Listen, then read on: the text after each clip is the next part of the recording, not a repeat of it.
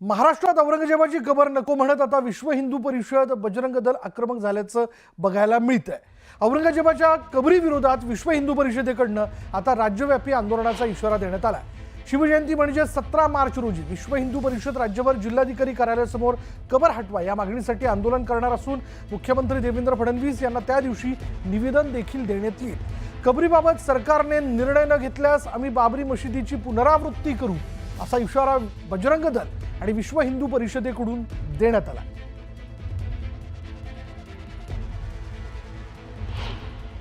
माननीय जिल्हाधिकारी साहेबांना ते निवेदन देणार आहोत। निवेदनात ती मागणी असणार आहे की ही औरंग्याची कबार जी महाराष्ट्रातच नव्हे तर भारतात कुठेही ठेवू नये यासाठी ही मागणी असणार आहे आणि तेही तीव्रतेनंतर सरकारने जर काही अपेक्षित कार्य केलं नाही तर विश्व हिंदू परिषद बजरंग दलाच्या मार्फत जसं 1990 आणि 92 साली अयोध्या येथे कार सेवा झाली आणि तो कलंकित बाबरी ढाचा पाडण्यात आला, तसंच प्रकारे छत्रपती संभाजीनगर येथे असलेल्या औरंग्याची ती कबर आम्ही पुढील काळात सरकारला सांगून त्या ठरवून त्या दिवशी त्या कबरीवर कार सेवा करू आणि ती कबर आम्ही उद्ध्वस्त करू।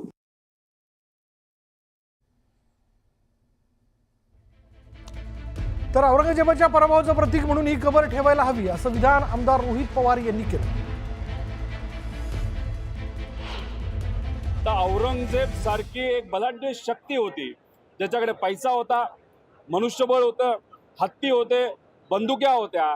अशा पैशावाल्याला बलाढ्य शक्तीच्या माणसाला सुद्धा इथं 27 वर्ष या महाराष्ट्रामध्ये राहावं लागलं आणि राहून सुद्धा त्यांना राज्य करता आलं नाही। याचं एक प्रतीक म्हणजे त्या औरंगजेबची ती कबर आहे। ते कबरमध्ये जर इथं असणाऱ्या पराक्रमी लोकांचा इतिहास दडलेला आहे की एवढा मोठा माणूस कशापुरता राहिला तर त्या कबरेपुरता राहिला, तर माझं एवढंच मत आहे की ते एक वेगळं प्रतीक त्यातून सामान्य लोक सर्व जाती धर्माची एक प्रेरणा घेत असेल तर त्याला त्या प्रतीकाला आज काढून उद्या त्या बाबतीतली चर्चा नाही झाली ते इतिहासामध्ये कुठेतरी गडबड काही लोक उद्या जाऊन करू शकतात। त्यामुळे त्याचं एक प्रतीक म्हणून मला असं वाटतं की त्याला हात न लावणं जास्त कदाचित योग्य ठरू शकतं।